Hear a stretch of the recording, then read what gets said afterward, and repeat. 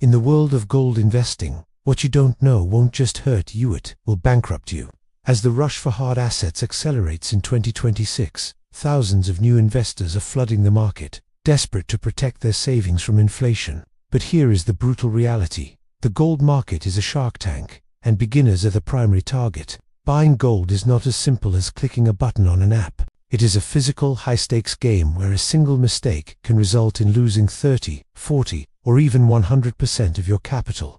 Today, we are exposing the 5 deadly mistakes that most beginners make when they start stacking, so you can protect your wealth without becoming another statistic in the dealer's pocket. The first and perhaps most common mistake is vying for rarity instead of weight. This is the trap of numismatic or collectible coins. Beginners are often sweet-talked by slick salesmen or shiny websites into buying limited edition or graded coins with massive markups. They tell you these coins will be worth a fortune because they are rare. But listen closely. When the economy collapses and you need to buy food or fuel, no one cares about the historical significance of a specific mint mark. They only care about the gold content. If you buy a coin for $2,000 that only contains $1,000 worth of gold, you have started your investment with a 50% loss. This is called the premium trap. Unless you are a professional coin collector with decades of experience, stay away from the hype. Your goal as a stacker is simple. Get as many ounces as possible for the lowest possible price. Stick to sovereign bullion coins or bars from reputable mints. Anything else is just a expensive hobby, not a wealth preservation strategy. The second deadly mistake is ignoring the exit strategy and the spread. Most beginners focus entirely on the buy price, but they never ask the most important question: how much will I get when I have to sell this back? Every time you buy gold, there is a spread, the difference between the price you pay and the price the dealer will pay you. If you buy obscure, large, or unusual bars, you might find that no local dealer wants to buy them back, or they will offer you a price far below the market spot. In 2026, liquidity is king.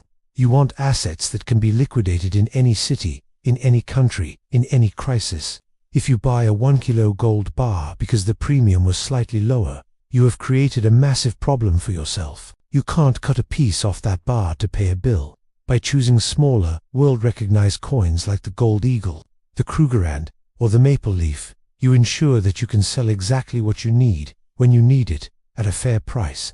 If you don't have a plan for how to sell your gold, you don't truly own it. You are just holding it for the next person. The third mistake is the storage trap and the danger of overwearing. There is an old saying in the stacking community: if you don't hold it, you don't own it. Many beginners, terrified of being robbed, choose to store their gold in unallocated bank accounts or with third-party storage companies that they have improperly vetted. In a true systemic crisis, like the one we are watching unfold in 2026, those digital receipts for gold will be useless if the vault doors are locked or the company goes into bankruptcy. Furthermore, beginners often make the mistake of telling their friends, family, or social media followers that they have started buying gold. This is an invitation for disaster. Gold is silent wealth. It should be kept in a high quality, bolted down, safe in a location that only you and your most trusted person know. Moving your wealth out of the bank only works if you do UNT become your own bank's biggest security leak. Loose lips don't just sink ships, they lose stacks. The fourth mistake is panic buying at the top and panic selling at the bottom. Gold is an emotional asset because it represents your survival. When the news headlines scream about war or financial collapse, beginners rush to buy gold at any price, often when it is at an all-time high and the premiums are sky. Then, when the price of gold has a natural correction or dips, they get scared that they made a mistake and sell it back at a loss. In 2026, the volatility of the dollar is making the gold price look like a roller coaster. You must have the discipline to ignore the daily noise. Gold is a long-term play. It is a 10-year, 20-year, or even a lifetime commitment. If you are checking the spot price every hour, you have the wrong mindset. Stacking is a marathon, not a sprint. Use the dips to add to your position, and use the peaks to sit back and relax, knowing your purchasing power is secure. The fifth and final mistake is waiting for the perfect price to start. I see this every day, people waiting for gold to drop back to levels we have unseen in years. They say, "I'll buy when it hits 2,000, while the price climbs to 2,500, then 3,000. In an era of infinite money printing and $34 trillion in debt, the perfect price was yesterday. The second best time is today. You don't have to buy a whole ounce at once. Start with 1/10 of an ounce. Start with 1 gram. The most important thing is to get your foot in the door and move your first bit of dying fiat currency into something real. The biggest mistake you can ever make is being 100% in paper when the music finally stops.